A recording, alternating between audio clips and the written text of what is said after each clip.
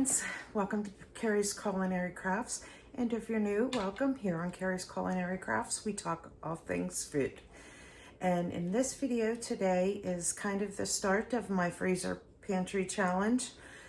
I also had 2 of my wisdom teeth pulled this week, so several of the items that I have done have voiceovers because I couldn't talk at the time with all the gauze in my mouth and so forth.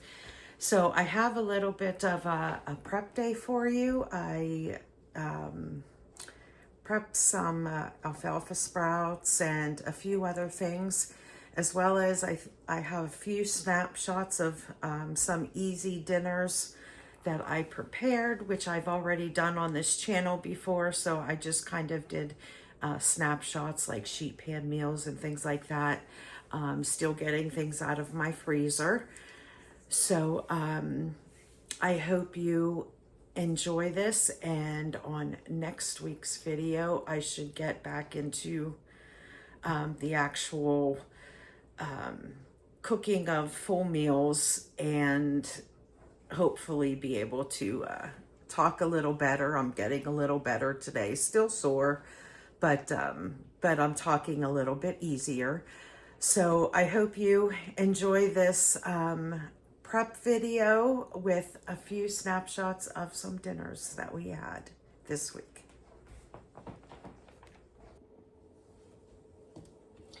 Okay, this morning I am going ahead and making some yogurt for the week. I have some organic, ultra pasteurized milk here, and you need this in order to do the basic one-step process to make yogurt in the Instant Pot. If you use the ultra pasteurized, then you don't have to heat up the yogurt and then cool it down to a certain temperature. This way, all you do is put in the ultra pasteurized milk in, and then add about 2 tablespoons of whatever culture, live culture you'd like to use. And I am using a Greek yogurt here as my culture. So I'm going to add about 2 tablespoons in there, not really measuring, just using a little scoopful. I'm putting it in there and pushing the yogurt button, and that's all you have to do. You can do it for 8 hours, you can do it for 12 hours. Usually what I do is I do mine overnight. I set it for 8 hours and just let it go overnight, and then in the morning I will go ahead and check its thickness. If I want it to be a little bit thicker, I will let it go a little bit longer, but usually 8 hours is the perfect time for me. So I will just turn off the Instant Pot, and then I will go ahead and stick it in the refrigerator to let it cool down. And it will even thicken even more as you cool it down. And then I will put it into whatever jars that I want, whether it's like the 4-ounce jars or half pints or pints, whatever you want to put it in order to store them in the refrigerator for the week. And then here I am just taking the rest of the yogurt and I'm putting them in my 2 tablespoon silicone cube molds that I will stick in the freezer. And once they freeze, then I will just go ahead and pop them out and put them in a bag, keep them in the freezer. So I have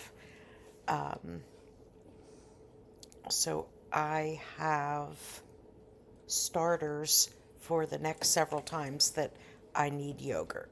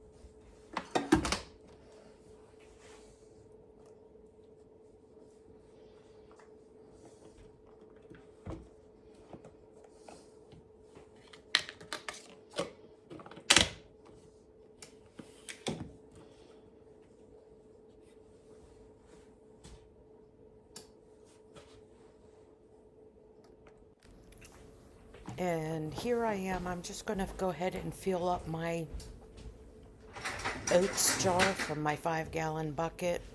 We use oats daily, whether it's to make oatmeal or whether it's to make overnight oats. So they get used on a daily basis. So I'm going ahead and filling up this gallon jar with my 5-gallon bucket of oats. And these are rolled oats.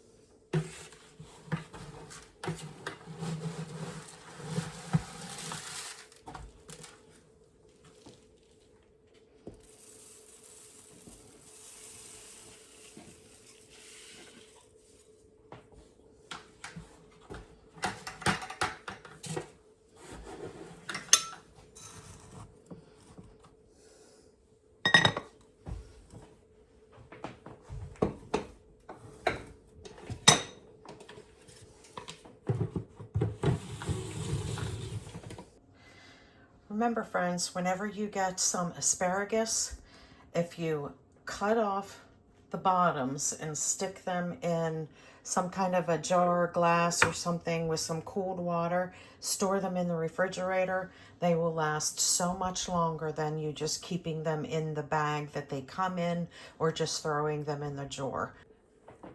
Good morning, friends. I am going to feed my sourdough this morning. Because we are coming up to Easter, although by the time you guys see this, it's going to be well past Easter, but I am going to go ahead and freeze my sourdough starter so I can make some soft rolls to go with dinner. Now I have my old sourdough starter here. I have not fed it in a while. I had it in the refrigerator for like the last 2 weeks or so. So I am going to dump just a little bit of starter into this new jar, and we are going to get some sourdough nice and active so tomorrow I can make some wonderful rolls.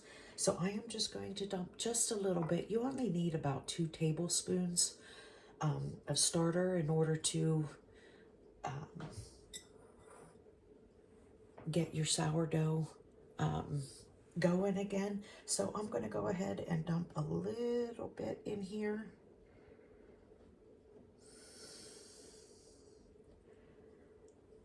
And the rest of that would be considered discard. And I will go ahead and save this because everybody will be here this weekend, so I will make some sourdough pancakes with that. So I have a little bit of sourdough starter in here. And what I'm going to do is I'm going to put some flour in here, and you can use whatever flour. Today I'm just going to go ahead and use some organic flour, and yeah, and you can use wheat flour, you can use rye flour, you can use whatever kind of flour you want. I don't know if almond flour works. I'm not thinking it would work, but because of the fact that it is a nut flour as opposed to a wheat flour. But I mean, I never tried it, but I'm not thinking it would work very well. So I'm going to go ahead and dump a little bit of flour in here. And I've been doing it long enough that I kind of know by consistency. If you want to weigh it, go ahead and weigh it. Basically, you want the same amount of flour in weight as you do water. So if you put in 100 grams of flour, you want to use 100 grams of water. That's your basic scenario. So it's not like a cup of water with a cup of flour. That's really not a good a good way to go about it because your water is heavier than your flour. So I'm going to go ahead and put this about half a cup in here. I don't need that much sourdough starter. If you need more than that and are going to make more than just, you know, like one pan of dinner rolls, then you can go ahead and put more flour in that. You can put as much as you want in it. But like I said, I don't need that much. I'm just making one pan of dinner rolls. So I went ahead and put that flour in there. And here I have some warm, filtered, non-chlorinated water. And that is definitely what you want to use. I have used chlorinated water before. It does work, but this is definitely better to have non-chlorinated water. So I'm going to go ahead and dump some of this in here. And then I'm going to give it a really good stir. And the consistency that I like is a thick pancake batter. What I poured in here was much thinner than what I normally like, but when you let your sourdough starter sit for a while, it becomes much thinner because you have that, what they call the hooch, which is a liquid that comes out, and that's showing that your starter is very, very hungry. So I did dump out the liquid that was on top, but it was still a little bit runny. So that's why it was runny, was because of that hooch that mixed in there. Now this, as you can see, is a very, very thick sourdough starter. Now this is a little bit too thick for me, but I'm still going to stir it a little bit, make sure that flour absorbs all the water.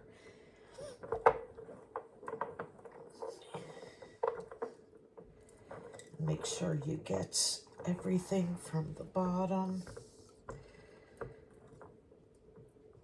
because all that flour, that dry flour, is along the bottom. Okay. Yeah, see, and that's still a little bit too thick. So I'm going to add just a little bit more water. Not too much, because you can go from really thick batter to thin batter really quickly when you're mixing sourdough starter.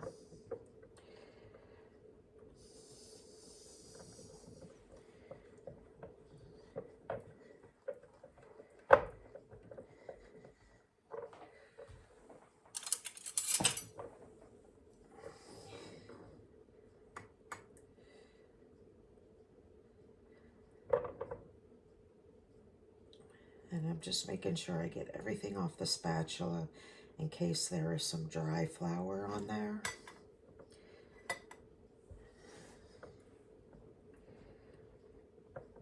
Okay, let's see. Okay, the consistency of this is much better. It might be a little thinner than I like, but I'm not going to add any more flour because I just don't want to keep going back and forth between water and flour. So I'm going to consider this good.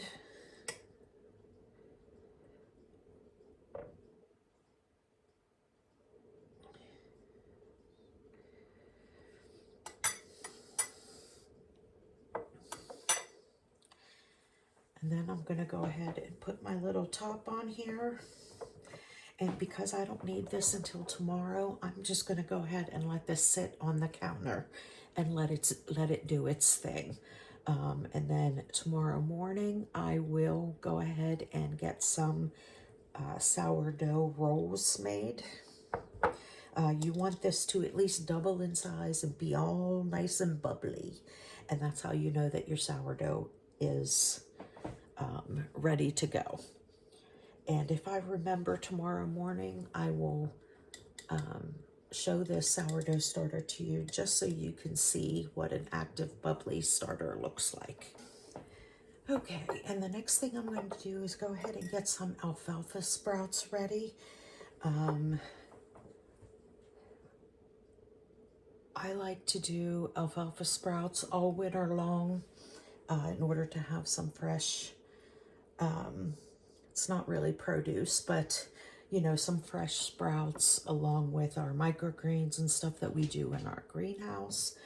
But I like to have some of that stuff to put on sandwiches or to put on salads. So, and all we're going to need with this is we're going to need some water. And again, you're going to want some filtered water that is non-chlorinated for this. If you want to do the first round, which I will do just the rinsing round, I will go ahead and do it with chlorinated water. But the water that I'm going to leave in here for the first day is non-chlorinated water. So here I have alfalfa sprouts. Maybe if I can get this lid open. Okay, oh, there we go. And you don't want to put too many because these seeds are so tiny, and they are going to produce lots and lots of sprouts. So I never put more than 2 tablespoons in. Usually I put about 1 tablespoon in just because of how many sprout. So I'm going to go ahead and put, now that might have been more than a tablespoon. Yeah, it might be more like a tablespoon and a half that I put in there. But I'm going to go ahead and rinse these out really good. I'm going to put my lid. I have a sprout lid on here. Got these off of Amazon. Very affordable. So I'm going to rinse these really good, shake them around, dump the water out, and then I will come back and put this non-chlorinated water in.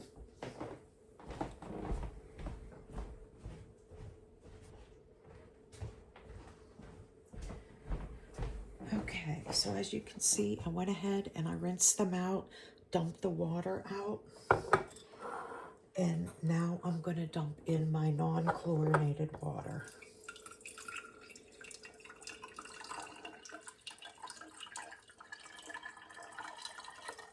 And you don't need a full jar of water.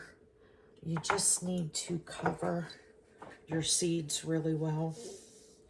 I'm going to try and get all those seeds off the top there without spilling, but that didn't work. That's okay. All right, so now I am going to go ahead and let these sit for 24 hours. And then at 24 hours, I'm going to dump the water out, rinse them again. And then at that point, I am not going to put more water in. I am just going to keep it upside down and let them go. Because at that point, you having them in this water like basically gets those seeds activated. So you're not going to need the water after that point. You'll just dump it out, but you need to keep them moist. So every morning and night, I will go ahead and rinse the seeds and the sprouts, dump all the water out, and leave it upside down on my windowsill in the kitchen.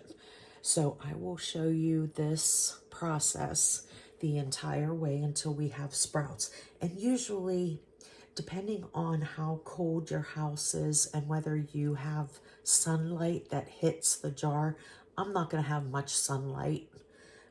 Maybe a little bit. It's on the windowsill in my kitchen, but it is not really facing direct sunlight there. So mine usually takes about, I'd say about 6 days, 5 to 6 days, but it might take longer, or it might only take 3 days if you have some good sunlight that's directly hitting your sprouts. So I'm going to go ahead and let this sit for 24 hours, and then we'll start the the rinse and dump process until we have sprouts. Okay, here is day 3 of the alfalfa sprouts. I'm going to go ahead and give it a good rinse, dump all the water out, and put it back on the windowsill. You can see it, they're sprouting very well in there.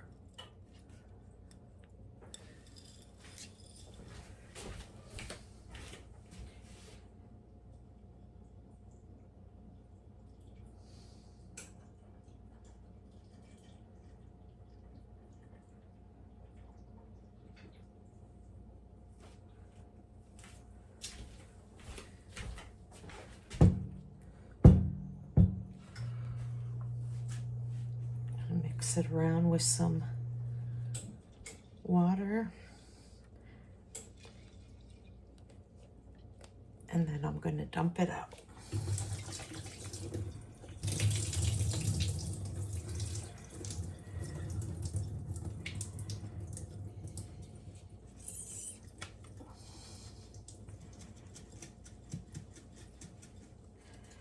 There we go. And then I'm going to put it back on the windowsill.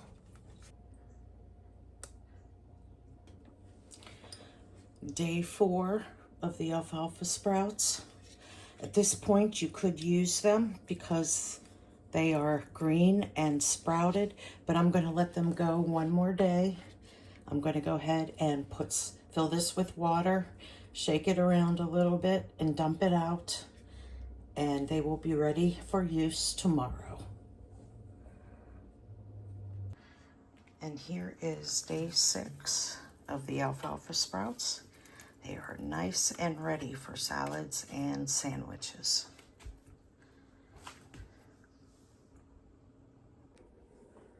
Okay, I am going to hard boil some eggs here. I have some store-bought white eggs. These aren't those normal eggs that I buy from the store, but I needed some white eggs for my granddaughter to color up some Easter eggs this weekend, since it is Easter. So I'm going to go ahead and hard boil these in my Instant Pot. That's the way that I like to do them because they are super easy to peel that way.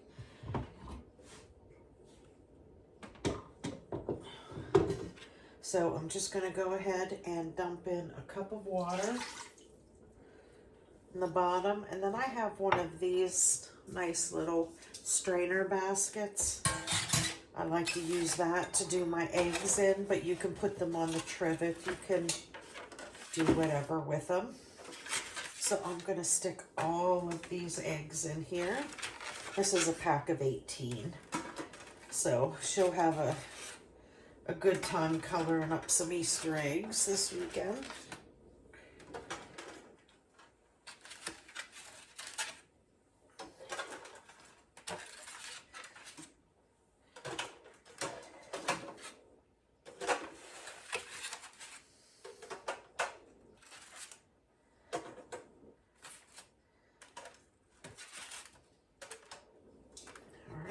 Then I'm just going to go ahead and stick this in my Instant Pot.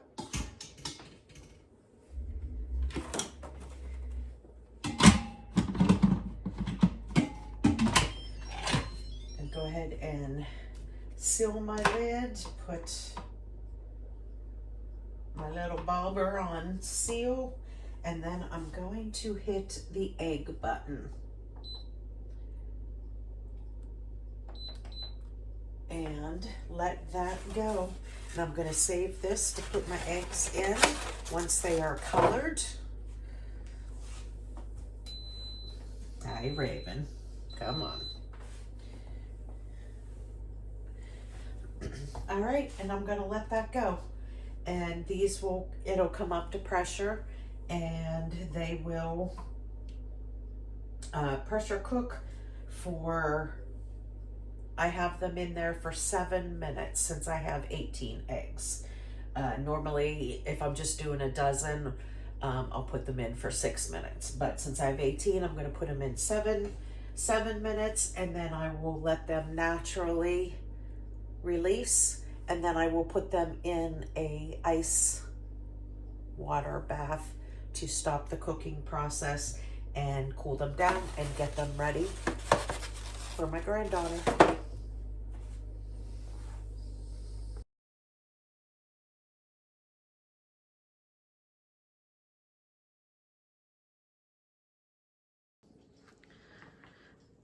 And here is our indoor greenhouse right now that has a bunch of cold weather crops planted.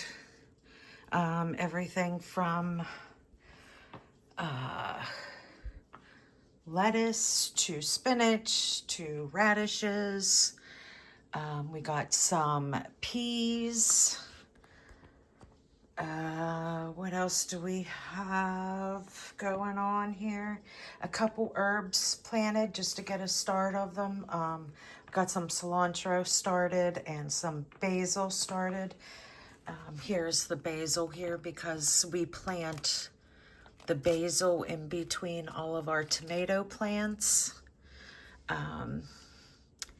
So that's basil there. I've got some green onions and some chives started. So that is about it for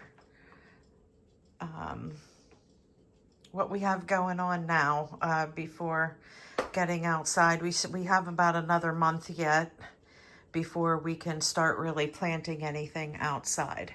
So that is our indoor greenhouse this year.